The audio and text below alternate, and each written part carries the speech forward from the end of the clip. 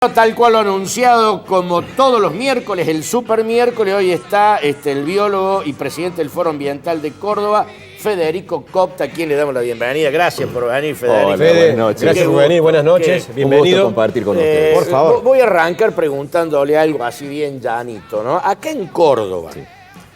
¿Usted qué percibe? ¿Los cordobeses le damos bola a la cuestión ambiental? ¿Nos preocupamos? ¿Nos interesamos? ¿O estamos totalmente alejados? ¿No nos importa? ¿Qué cree usted que ve en la sociedad cordobesa? Mira, creo que respecto a otras provincias estamos mucho mejor en cuanto a participación ciudadana y en cuanto a, digamos, empoderamiento de la gente en tratar de decir, bueno, no a determinadas cosas que lamentablemente vienen sucediendo con el ambiente y con deterioro del ambiente, con proyectos distintos. Caso Autovía de Montaña, por ejemplo, el año pasado, caso de la Ley de Bosques hace 2 años. Entonces, hay una conciencia creciente. Ahora, sin lugar a dudas, nos falta mucho. Nos falta mucho y tenemos que seguir trabajando sobre eso en cuanto a concientización, trabajo en escuelas. A ver, lamentablemente cuando uno ve, por ejemplo, las agendas de campaña política, ves que los temas ambientales están muy relegados. Sí. Entonces, también te das cuenta, a ver, hay necesidades que son bastante evidentes, el tema de seguridad, el tema de llegar a fin de mes, entonces... Como que tapa lo otro, ¿no? Lamentablemente lo va tapando y el problema es que si vos desatendés lo ambiental, lo otro también se magnifica. Digo, si vos, por ejemplo, generás inundaciones porque haces una mala gestión del territorio, desmontás, entonces después viene el agua, arrastra todo, se inunda. Eso tiene una clara causa ambiental, que esa causa ambiental en realidad en última instancia subsidia, por ejemplo, desmonte para intereses inmobiliarios o desmonte para meter soja. Sí, sí. Y eso después lo terminamos pagando entre todos. Entonces genera un empobrecimiento a nivel colectivo. Acá en Córdoba, el ciudadano común, ¿qué puede hacer para mejorar el cambio climático? Nosotros, yo en mi casa, o ¿hay alguna tarea que pueda hacer? O no, a lo mejor no quemar goma cuando hay una protesta, o no tirar basura. ¿Qué se puede hacer cada uno desde su lugar? Mira, vos sabés que con respecto a Córdoba nos pasa en particular una cosa en la ciudad. Nos acostumbramos a vivir en una ciudad degradada. Hace 20 años, me acuerdo, andaba por Capital Federal y decía, oh, qué bien que estamos nosotros en relación a esta gente. Wow. Y nos hemos acostumbrado a vivir en una ciudad degradada. Junto con esa ciudad degradada en donde vos caminás y tenés río de líquidos cloacales, basura en cualquier lado porque pasa cuando se les da la gana a la gente, entonces todo eso también nos va degradando en nuestras conductas. Entonces hay una responsabilidad que tiene que ver con las distintas gestiones municipales para que nos sintamos orgullosos y empecemos a hacer las cosas bien, porque el problema es que nos acostumbramos a vivir en los ríos cloacales, en la basura, en el mal olor. Entonces, ¿qué es lo que nos hace falta? Generar ese acuerdo colectivo de tenemos que empezar a vivir en una ciudad en donde vos puedas ir de un lado para otro, puedas usar transporte público y no tener que andar con vehículo particular porque si no, no llegas, entonces congestionas el tránsito, generas emisiones gaseosas, o sea, todo eso hace la degradación que nos estamos acostumbrando y eso es lo que tenemos que revertir. Luego, en cuanto a conductas individuales, ya las sabemos todo, no tires la basura en cualquier lado, espera el día de la recolección diferenciada, si vas a estar en tu casa, bueno, con la boleta de EPEC ya recibí el castigo por otro lado, pero si ahorras energía también estás ayudando a no generar emisiones. Pero Fede, digo, comparado con otras provincias, Córdoba, ¿cómo la ves? Vos recorres toda la provincia, la ciudad la conocemos, nosotros acá la vemos, lamentablemente no es de ahora, sino de hace bastante tiempo, digo, pero ¿cómo ves la provincia, digo, comparadas con otras provincias de la Argentina? Hay un cuidado y una conciencia por parte de los que tienen que tomar decisiones, digo, por parte de la gente, digo, ¿cómo la ves? Por parte de los que tienen que tomar decisiones le falta mucho. Mucho. Sí, claro. Si no, no tendríamos los problemas que tenemos ahora.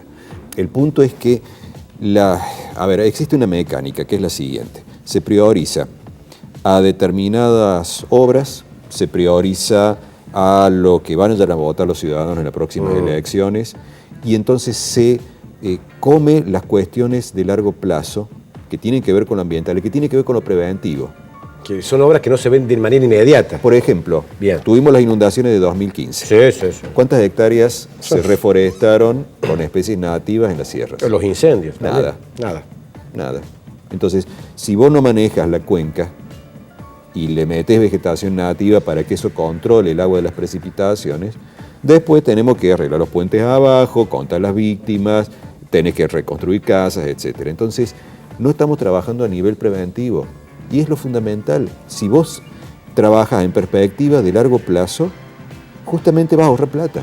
Lo importante es el anuncio que ha hecho el gobernador, porque algo bueno se ha hecho, el anuncio de las cloacas para toda la ciudad de Córdoba. Bueno, eso digo, mira, en parte, eso sí, claramente claro, la provincia se ha puesto... Siglo XXI estamos hablando todavía de cloaca. Sí, veníamos en la Edad Media. Sí, en la Edad Media, exactamente. Y agua potable también, porque hay muchos lugares que no tienen. Y el tema del agua potable también. O sea, eso, por ejemplo, es una política importante. Ahora, ¿qué es lo que ha ido pasando cuando uno ve las experiencias? Por ejemplo, se hizo la obra de cloacas en la época de Giacomino, que duplicaron la capacidad, que lo habían hecho con fondos de la Nación, sí. Se inaugura en el 2011. Por ejemplo, si vos medís los sedimentos que hay en el Mar Chiquita, lo que vos ves en los sedimentos te arroja que mejoró la cloaca en ese momento. Mira vos, o sea, llega hasta allá.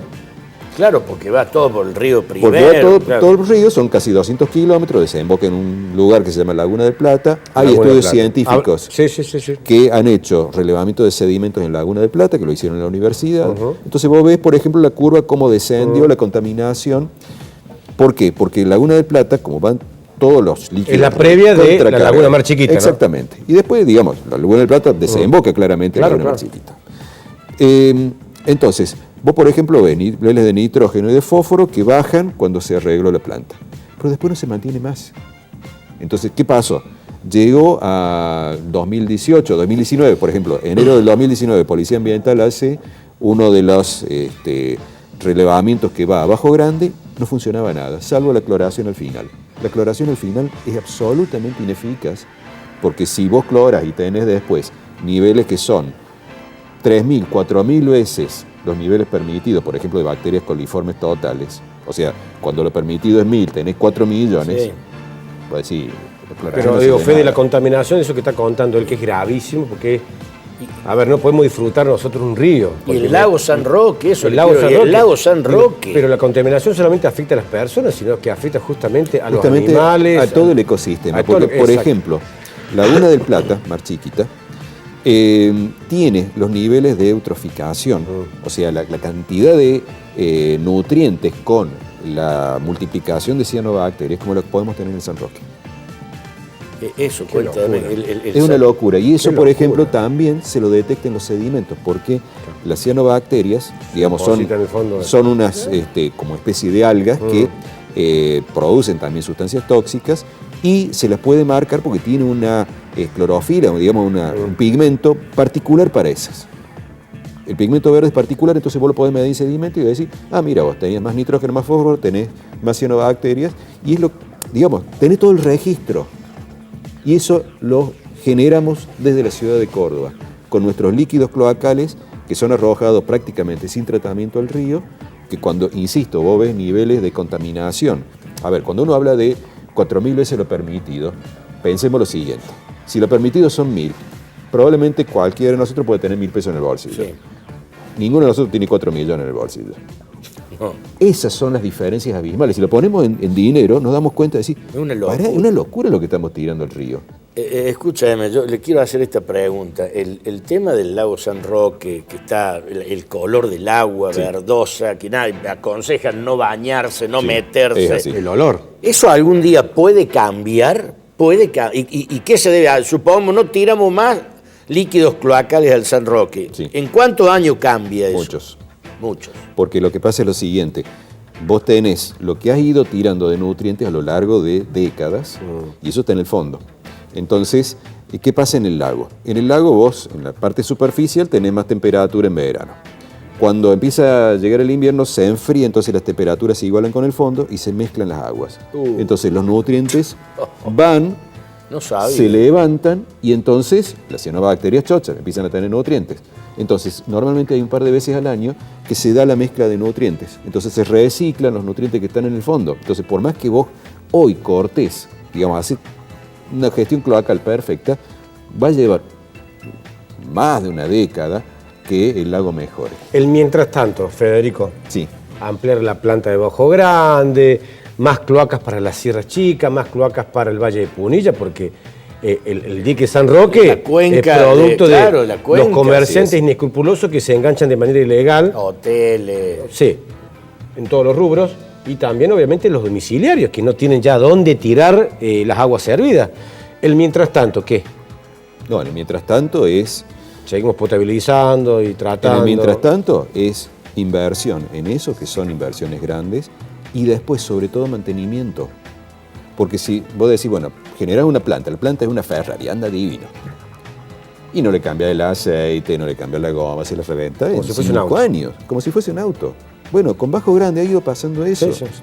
La obra no era mala, el problema es que, como no se la mantiene, se quema un motor, bueno, sale el motor fuera de servicio, se quema tal otra cosa, sale de servicio, Sí, no sí, se claro. repone. En una provincia con tantas necesidades, vos no sos ni gobernador, ni intendente, ni ministro, digo. Sí.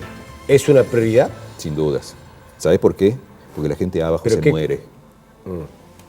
A ver, cuando nosotros hablamos de las cuestiones ambientales, vos anda a Chacra de la Merced. Te encontrás, por ejemplo, Tremendo. Asociación Las Omas, que trabajas con toda esta gente.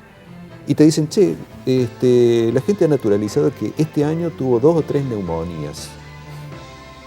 ¿Y la neumonía por qué? Está bien, podés tener condiciones de pobreza, Sí, sí, etc. sí, sí, Ahora, tenés una mayor cantidad de neumonías porque estás inhalando amoníaco, Claro. producto de la descomposición de los líquidos cloacales. Y eso te va a reventar a nivel respiratorio, piel, ojo y con todos los microorganismos patógenos a nivel gastrointestinal. Es tremendo. Entonces, no. cuando hablamos, a ver, la cuenca de todo el Suquía tendrá 1.800 habitantes. Digamos, acá en Córdoba estaremos 1.300.000, Sierra Chica, Punilla. Desde Bajo Grande para abajo vivirán 13.000 habitantes. O sea, menos del 1%. Conozco la zona. Por eso es que no les importa. Claro, claro. No mueve el amperímetro. Entonces, Claro. pero insisto, y aquí es donde hay que recalcar, cuando vos tenés situaciones ambientales de ese tipo, eso también se ve reflejado en la salud de la gente. Y se ve reflejado en todo lo que termina pasando después. A vos te pueden decir, no, por ejemplo, vuelvo a tomar la fuente, por ejemplo, de Las Omas, tuvimos una reunión con funcionarios municipales y le dijeron, los datos, por ejemplo, de afecciones oculares lo están subestimando. ¿Por qué? Porque la gente de ahí, en vez de ir al dispensario porque no tiene gotas, se va directamente al hospital de niños. Entonces, en la estadística que dice, hay menos gente que consulta por afecciones oculares. Está mejor las cosas. No, no está mejor, la gente no tiene medicamento para ir a buscar y se va a otro A lado. otro lado. Entonces, Vos recorrés el Sí, mundo, sí, digo, perdón, sí. Pato, digo, antes de despedirlo, porque me gusta. Sí, no, y- En estas situaciones son válidas para mí las comparaciones. Sí. Vos recorrés el mundo, Estados Unidos, te hago una Europa. comparación divina. Barcelona. ¿Qué hacen? ¿Qué hacen allá? Barcelona tiene A ver. 1.300.000 habitantes. Sí. Son igual que nosotros. O sea, no son Claro, sí. marcianos o decir, no, mirá, son todos... Son superiores genéticamente. No, o qué sé yo, vienen ya con una cultura Claro. nórdica. No, No, son toman igual que cerveza, nosotros. comen tapa, Bueno. van a la cancha. En una semana me pasó, caminando mucho, encontré un bache. Un bache en la calle. En una semana. En Barcelona. En Barcelona. Pero un bachecito así. Claro, claro, claro. No hay.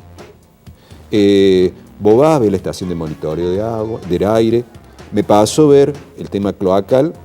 La única vez que vi una gota afuera fue porque estaban 2 tipos trabajando, destrancando una parte de la red. Todo perfecto. No hay congestión de tránsito, porque tenés transporte público. Y, y la calidad de los ríos, de las aguas. Y bueno, Claro. todo eso hace que la gente viva en una ciudad en donde no se sienta ambientalmente agredida, que no esté degradada, y entonces la calidad de vida es notablemente superior. Totalmente. Pero insisto, no son marcianos, son igual que nosotros. Federico, antes del corte, el calentamiento global, Sí. ¿qué hace? ¿Da más calor o más frío en el planeta? Es como cuando se rompe una heladera y entonces hay determinadas partes que calientan y otras que enfrían en exceso. Apa. No es homogéneo. Cuando hablamos de calentamiento global estamos hablando del promedio de la temperatura de todo el planeta. Entonces hay lugares en donde la temperatura sube muchísimo, como por ejemplo el Ártico. Y hay lugares en donde baja. Australia en los últimos días.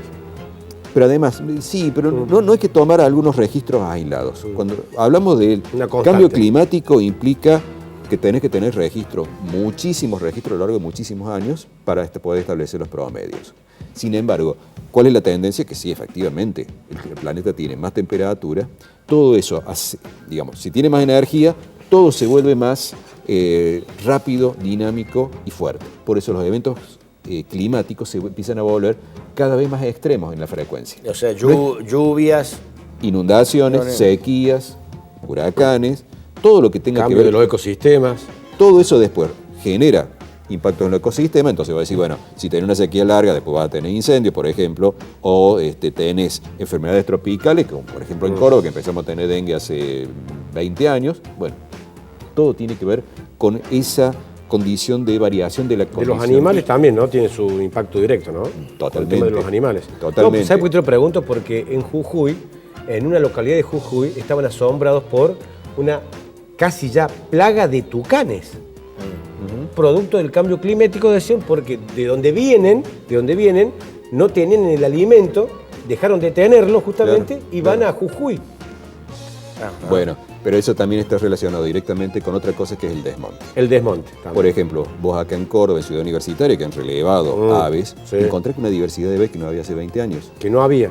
Claro, porque no hay monte. Entonces los bichos se empezaron a adaptar a vivir en donde haya un par de árboles. Te pregunto esto, digamos, ¿por qué se produce el calentamiento? ¿Porque hay muchos gases? ¿Porque hay mucha emisión de gases? ¿Porque el progreso trajo eso? Lo básico es lo siguiente.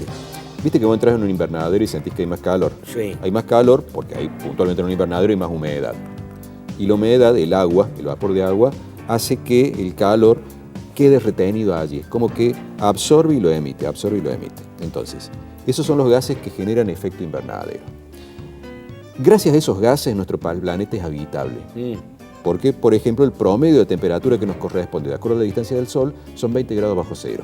Y el promedio del planeta son 15. O sea, 35 grados de diferencia y hace que el planeta tenga vida como la conocemos. Está bueno. El problema es cuando empezamos a meter gases en forma artificial. ¿Cuáles son? Los combustibles fósiles.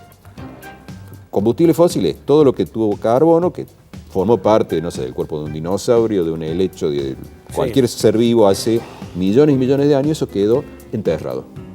Quedó enterrado y allá que estaba enterrado durante millones de años, bajo la forma de petróleo, gas natural, carbón mineral. Cuando lo empezaron... Hace 150 años empezamos a sacarlo para quemarlo. Con eso movemos vehículos, movemos usinas eléctricas, barcos, todo movemos. Bien. Al quemarlo, emitimos un gas que es el dióxido de carbono, que es el producto de la combustión. Ese gas es un gas de efecto invernadero. Y las emisiones que generamos son tan descomunales a nivel humanidad que entonces empiezan a variar el clima. Entonces, si no paramos con eso también, estamos en un camino de extinción preocupante. ¿Cuál es el país que más emite, de más emisión? En este momento es China. Sí. Y el histórico que ha quedado segundo es Estados Unidos. Estados Unidos. Bueno, Federico, muchas gracias por venir, hermano. Realmente, para escuchar. Tendremos que hacer todo el programa. Si no tenés Discovery Channel, acá lo tenés Costa. Acá lo tenés Costa. Muchas gracias, Federico, por venir. Director, pausa, volvemos y empezamos a leer. Dale.